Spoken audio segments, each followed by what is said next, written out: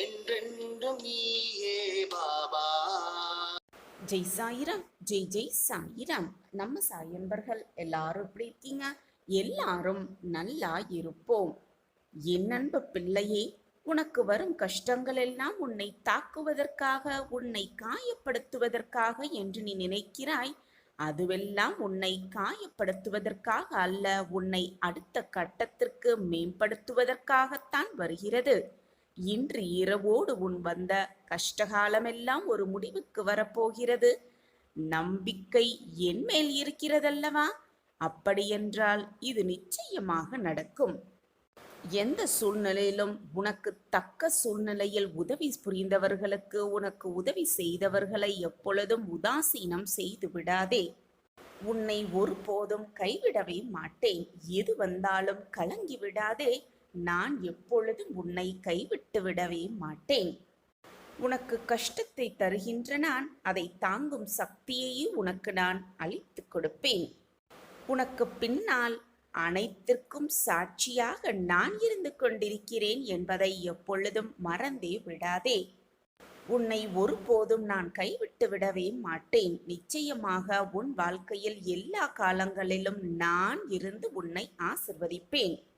எதற்குமே நீ பயப்படாதே, கலங்காதே. உன் வாழ்க்கையில் வெற்றி என்னும் தீபத்தை நான் நிச்சயமாக ஏற்றுவேன்.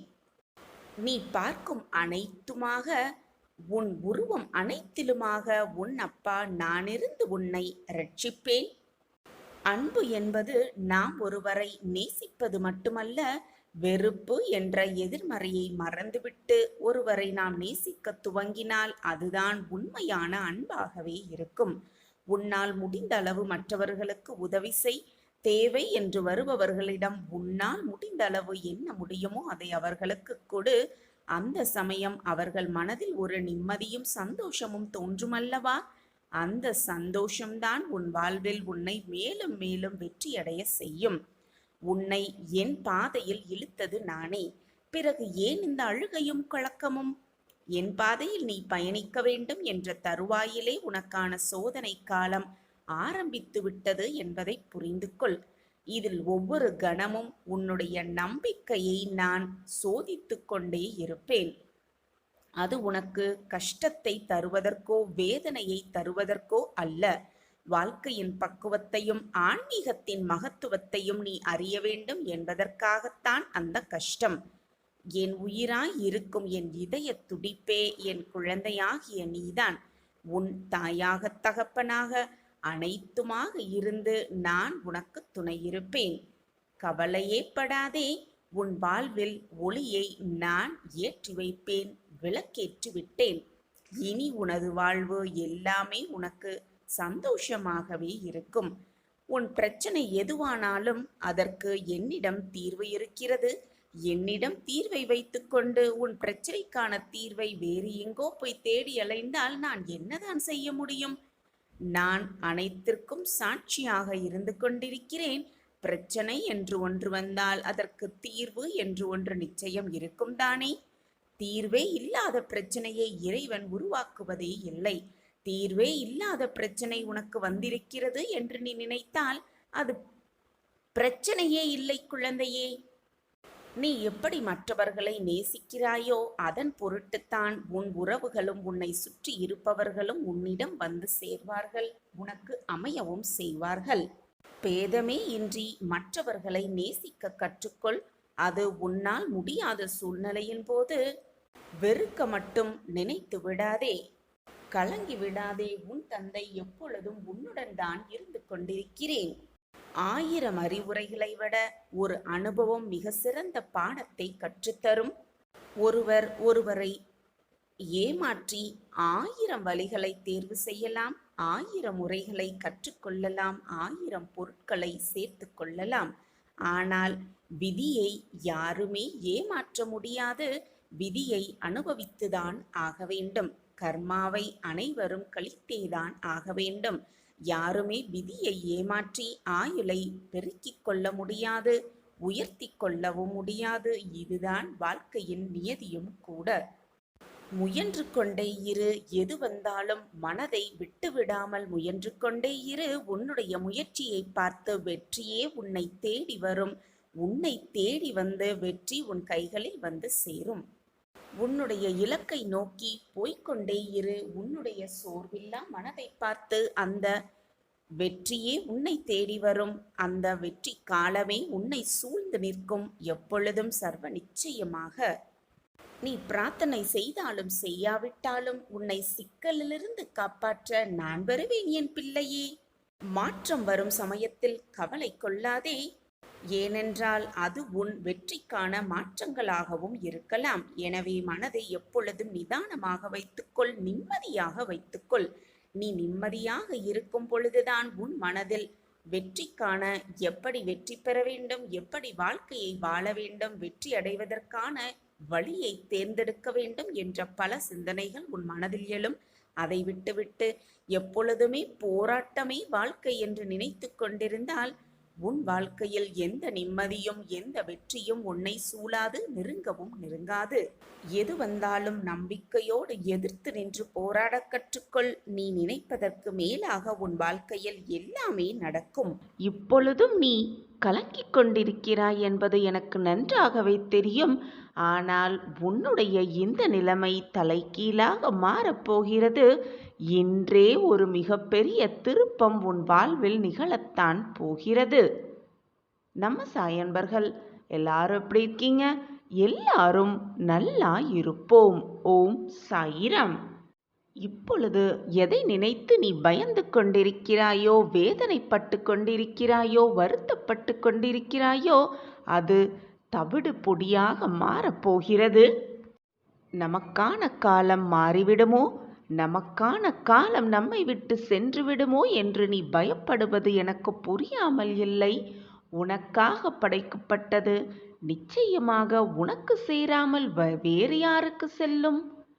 உனக்கு என்று எழுதப்பட்டது உனக்குத்தான். எதற்குமே பயப்படாதே. உன்னுடைய இந்த நிலைமையை தலைகீழாக மாற்ற உன்னை படைத்த எனக்கு தெரியாதா? எனக்கு ஒரே நொடி போதும், கண்ணிமைக்கும் நேரம் போதும், அனைத்தையும் மாற்றி காட்டும் வல்லமை என்னிடம் உள்ளது.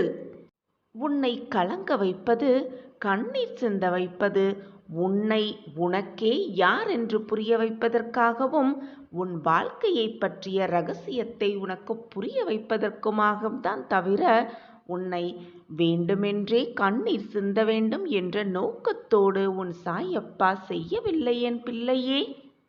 மற்றவர்கள் கவலைப்படும் பொழுது நான் ஆறுதலாக இது நாள் வரை இருந்திருக்கிறேன். மற்றவர்கள் யாராவது கஷ்டம் என்று என்னிடம் வந்தால் அவர்களுக்கு என்னால் முடிந்த அத்தனை உதவிகளையும் செய்திருக்கிறேன். ஆனால் இப்பொழுது நான் பிரச்சனையிலும் கவலையிலும் ஆறுதலை தேடியும் தவித்து கொண்டிருக்கும் இந்த நேரத்தில் எனக்கென்று தோள் சாய எவருமே இல்லை என்றுதானே உன் மன வருத்தம்? கண்மணியே, உன் மன வருத்தத்தை தீர்க்கவே உன் சாயப்பா உன்னோடே எப்பொழுதும் இருக்கிறேன். நான் உனக்கு ஆறுதல் வார்த்தைகளையும் தினமும் தினமும் கூறிக்கொண்டுதான் இருக்கிறேன். உன் பிரச்சனையிலிருந்து எப்படி வெளிவருவது என்ற சூட்சமத்தையும் நான் உனக்கு உணர்த்தி கொண்டுதான் இருக்கிறேன். உன்னை சுற்றி இருப்பவர்கள் உனக்கு ஆறுதல் வார்த்தைகள் கூறுகிறார்கள், அன்பாக பேசுகிறார்கள் என்றால் இறைவன் உன்னை மேலும் நெருங்கிக் கொண்டிருக்கிறார் என்றுதான் அர்த்தம். உன் மன குமுறல்களாலும் உன் மன வேதனைகளாலும் தான் உன்னால் அதை அறிந்து கொள்ள முடியாமல் புரிந்து கொள்ள முடியாமல் தவித்து கொண்டிருக்கிறாய். ஆனால் உனக்கான ஆறுதல் வார்த்தைகளை நான் நொடிக்கு நொடி கூறிக்கொண்டுதான் இருக்கிறேன். என்னை மறந்துவிட்டாயா என்ன? கொடுப்பவர் மட்டுமல்ல கடவுள், கொடுக்க வைப்பவரும் கடவுளே. இதை புரிய வைப்பதற்காக ஒரு சிறிய நிகழ்வொன்றை நான் உனக்கு கூறுகிறேன். முழுமையாக கேட்டுப்பார். உனக்கே தெரியும், நான் உனக்கு கொடுப்பவர் மட்டுமல்ல, உனக்கு கொடுக்க வைப்பவரும் நான் தான் என்ற அதிசயம் உனக்கு புரியும். ஒரு காலத்தில் அரசன் ஒருவன் வாழ்ந்திருந்தான். அவன் பல நற்குணங்கள் பொருந்தியவனாக இருந்த போதிலும் கடவுள் நம்பிக்கை சிறிது கூட இல்லாமல் இருந்தான். ஒரு நாள் அந்த அரசன் நாட்டு நிலைமையை பற்றி அறிந்து கொள்ள மாறு வேடத்தில் நகர்வலம் சென்றான். அப்போது நகரத்தில் 2 பிச்சைக்காரர்கள் பிச்சை எடுப்பதை கண்டான். ஒரு பிச்சைக்காரனை கடவுள் பெயரை சொல்லி பிச்சை கேட்டான். மற்றொருவன் அரசனின் பெயரை சொல்லி பிச்சை கேட்டான். அரசன் தனது சேவர்களிடம் இந்த 2 பிச்சைக்காரர்களையும் தன்னவைக்கு அழைத்து வரும்படி ஆணையிட்டான். அவர்கள் அந்த 2 பிச்சைக்காரர்களையும் அழைத்தும் வந்தார்கள். அரசன் அவர்களிடம், இருவருமே பிச்சை எடுப்பதை பார்த்தேன்.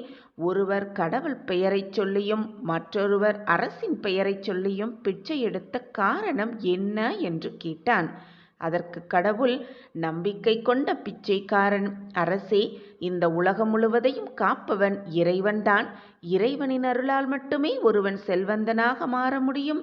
அதனால் தான் இறைவன் பெயரை சொல்லி பிச்சை கேட்கிறேன் என்றான்.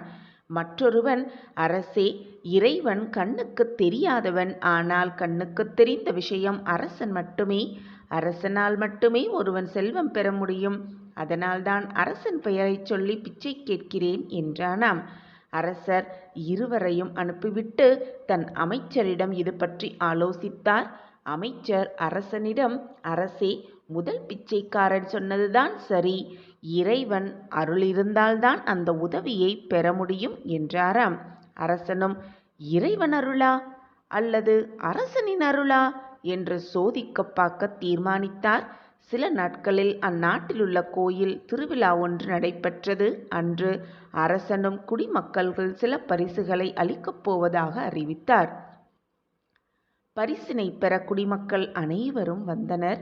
அவர்களோடு அந்த 2 பிச்சைக்காரர்களும் வந்தனர். அரசர் ஒவ்வொருவருக்கும் புதிய துணி ஒன்றையும் கூடவே ஒரு பரங்கிக்காய் ஒன்றையும் பரிசளித்தான். அரசின் பெயரில் பிச்சை எடுப்பவனுக்கு மட்டும் பரங்கிக்காயினுள் தங்க வைர நகைகளை வைத்து பரிசளித்தான். கடவுள் பெயரை சொல்லி பிச்சை எடுத்தவனுக்கு எல்லோரையும் போலவே துணியும் பரங்கிக்காய் மட்டுமே பரிசளித்தான் அரசன். சில நாட்கள் கழிந்தன. அரசன் ஒரு நாள் நகர்வலம் சென்றான். அப்போது அரசன் பெயரை சொல்லி பிச்சை எடுப்பவன் சாலையோரத்தில் அமர்ந்து பிச்சை எடுப்பதைக் கண்ட அரசனுக்கு தான் பரங்கிக்காயின் உள்ளே தங்க வைர நகைகளை வைத்து பரிசளித்தும் இவன் பிச்சை எடுக்க வேண்டிய காரணம் என்ன என்று வியப்பு தோன்றியது. உடனே அரசன் அந்த பிச்சைக்காரனிடம், நான் அன்று உனக்கு பரிசுகள் அளித்தேனே, அதற்கு பிறகும் நீ பிச்சை எடுக்க வேண்டிய அவசியம் என்ன என்று கேட்டான். அந்த பிச்சைக்காரனும், அரசே, நீங்கள் அன்று ஒரு பரங்கிக்காய் பரிசளித்தீர்கள். அதை நான் 5 வெள்ளிக்காசுகளுக்கு ஒருவனுக்கு விற்றுவிட்டேன். அந்த 5 வெள்ளிக்காசுகளை வைத்து எத்தனை நாட்கள் தான் உண்ண முடியும்? அதனால் மீண்டும் பிச்சை எடுக்க வந்து விட்டேன் என்றானாம். அதை கேட்ட அரசன் கோபமுற்று, அடே மூடனே, நான் உனக்கு பரிசளித்த பரங்கிக்காயினுள் தங்க வைர நகைகள் வைத்திருந்தேனே, நீ அதனை வெட்டி பார்த்திருந்தால் தெரிந்திருக்குமே என்று அவனை திட்டிவிட்டு நகர்ந்து விட்டாராம். சற்று தூரத்தில் ஒரு செல்வந்தனை கண்டான். அவன் இறைவன் பெயரை சொல்லி பிச்சை எடுத்தவன் என்பதையும் அரசர் மிக நன்றாக அறிந்து கொண்டார். அரசர் அவரிடம் சென்று, ஐயா, நீங்கள் முன்பு பிச்சை எடுத்து கொண்டிருந்தீர்கள் அல்லவா? இப்பொழுது எப்படி செல்வந்தனாகினீர்கள் என்று கேட்டாராம் அரசர். அதற்கு அவனும், அரசே, நான் என் தந்தை இறந்த தினத்தில் சிலருக்கு இறைவன் பெயரை சொல்லி அன்னதானம் செய்தேன். அன்று ஒருவனிடம் 5 வெள்ளிக்காசு கொடுத்து ஒரு பரங்கிக்காய் வாங்கினேன். அதனை சமைப்பதற்காக வெட்டிய போது அதனுள் தங்க வைர நகைகள் இருப்பதைக் கண்டேன். இறைவன் அருளால் இன்று நான் செல்வந்தன் ஆகிவிட்டேன் என்று கூறினானாம். இறைவன் அருளில்லை என்றால் வாழும் வாழ்வில் எந்த வளத்தையும் பெற முடியாது என்பதை அவன் புரிந்து கொண்டான். நாம் நல்லாட்சி செய்வதற்கும் இறைவன் அருளே என்று அரசன் அறிந்தும் கொண்டான். நல்ல மனம் படைத்தவர்களுக்கு இறைவனின் ஆசிர்வாதம் எப்பொழுதுமே பரிபூரணமாக நிறைந்தே இருக்கும்.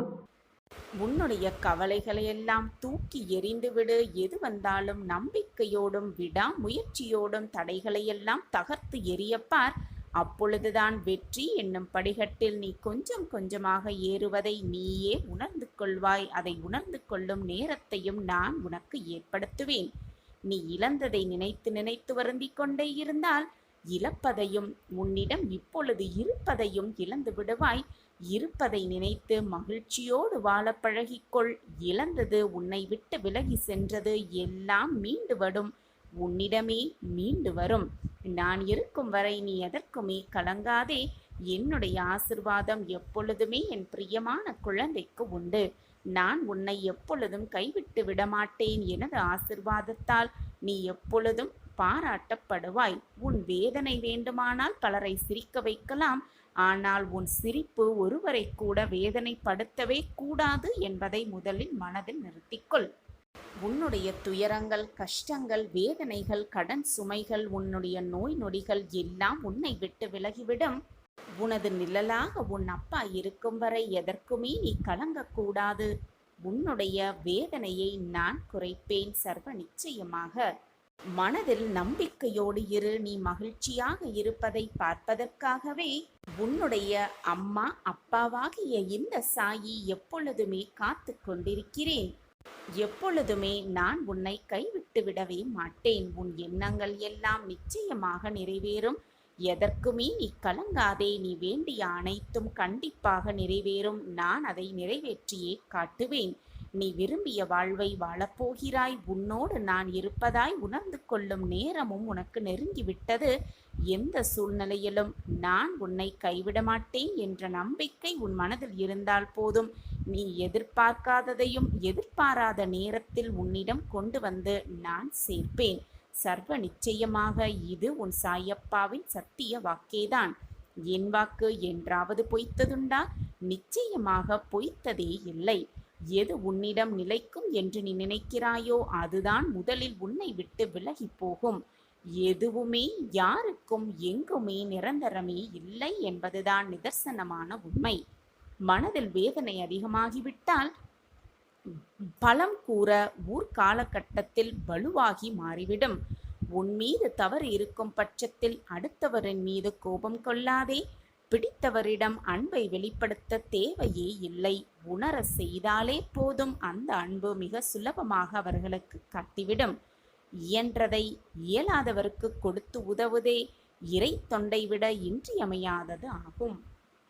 எனது ஆசிர்வாதம் எப்பொழுதுமே உனக்கு உண்டு. நீ எதை தேடுகின்றாயோ அது அப்பொழுதே அந்த நொடியே நான் உனக்கு காட்டி கொடுத்து விடுவேன். உன் கைகளில் ஒப்படைத்து விடப்போகிறேன். ஆனால் என்னுடைய சொல்லுக்கு கட்டுப்பட்டவர்கள்தான், என் வாக்கை பின்பற்றுபவர்கள்தான், என்னுடைய அறிவுரை கேட்பவர்கள்தான் நான் அவர்களுக்குத்தான் வேண்டிய வரத்தை அள்ளி அள்ளி கொடுப்பேன். உங்களுடைய கட்டளைப்படித்தான் நான் நடந்து கொண்டிருக்கிறேன். உங்களுடைய வாக்கை தவிர நான் வேறு எதையும் செய்யவே மாட்டேன். அப்படி இருக்கையில் என் வார்த்தையில் ஏன் இத்தனை தடைகளும் போராட்டங்களும் என்று உன்னுடைய கேள்வி எனக்கு புரியாமல் இல்லை என் பிள்ளையே. என் வாழ்க்கை போராட்டக்களமாக இருக்கிறதே என்று நீ எதை நினைத்து வருத்தக் கொள்கிறாயோ அது நிச்சயமாக உனக்கு சாதகமாக முடியும்படி நான் மாற்றியமைப்பேன். கன நொடி போதும் அனைத்தையும் மாற்றி காட்டும் வல்லமை என்னிடம் இருக்கிறது. ஆனால் உன்னுடைய கர்மாவினால் நீ இவ்வளவு கஷ்டத்தையும் அனுபவித்துக் கொண்டிருக்கிறாய் என்பதுதான் உண்மையிலும் உண்மை. கடைசி நொடி போதும் உன் அத்தனை சூழ்நிலைகளையும் நான் மாற்றி அமைப்பேன். நம்பிக்கையோடு இரு. என் கைகளை இறுக பற்றிக்கொள். உன்னுடைய கஷ்டம் அனைத்தையும் என் காலடியில் சமர்ப்பித்துவிடு. உனக்கு வேண்டியதை நீ வேண்டக்கூட வேண்டாம். என்னிடம் பிரார்த்தனையாக வைக்கக்கூட வேண்டாம். உனக்கு என்ன தேவை என்பதை நான் பார்த்து பார்த்து எப்பொழுதும் உனக்காக செய்து கொண்டே இருப்பேன். எப்பொழுதும் எல்லா நொடியும் எதை நினைக்கிறாயோ அதுவாகவே நீ ஆகிவிடுகிறாய். நல்லதை நினை. அதே போல நீ மற்றவர்களுக்கு கெடுதல் நினைத்தால் அதுவே மீண்டும் உனக்கு வந்து சேரும். இதுதான் உலக நியதி.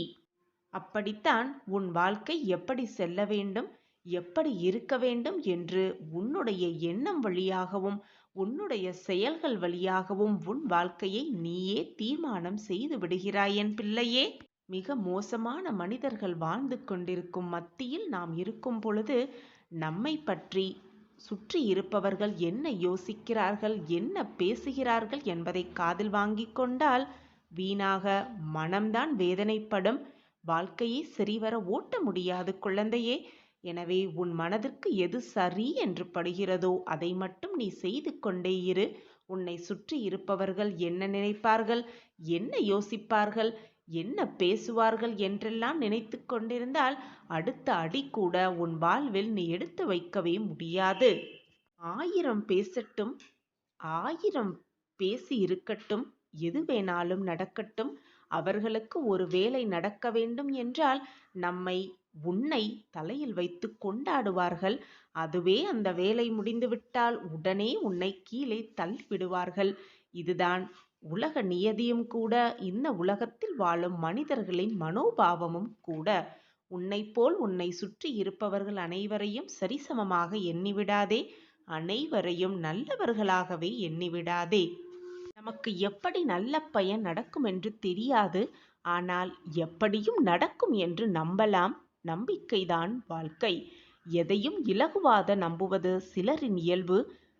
நீ அழகாய் இருக்கிறாய் என்று சொன்னால் அதை நம்புகிறோமோ இல்லையோ, சொல்கிறவன் மீது நமக்கொரு நம்பிக்கை வந்துவிடுகிறது. நம்பகமான கடை, நம்பகமான நிறுவனம், நம்பகமான மனிதர் என்று தம்மை பிறர் நம்ப செய்யும் முயற்சிகளில்தான் இந்த உலகமே வாழ்ந்து கொண்டிருக்கிறது பிள்ளையே. நம்புவதென்பது ஒரு எண்ணமாக இருக்கிறதே தவிர நம்பிக்கையாக எதுவுமே இல்லை. இரண்டில் எதுவாயினும் அது பூரணமாகவும் முழுமையாகவும் இருக்க வேண்டும் என்பதே உன் சாயப்பாவின் விருப்பம். அதுதான் உனது நிம்மதிக்கு உதவும் என்பது உன் சாயப்பாவின் வாக்கும் கூட.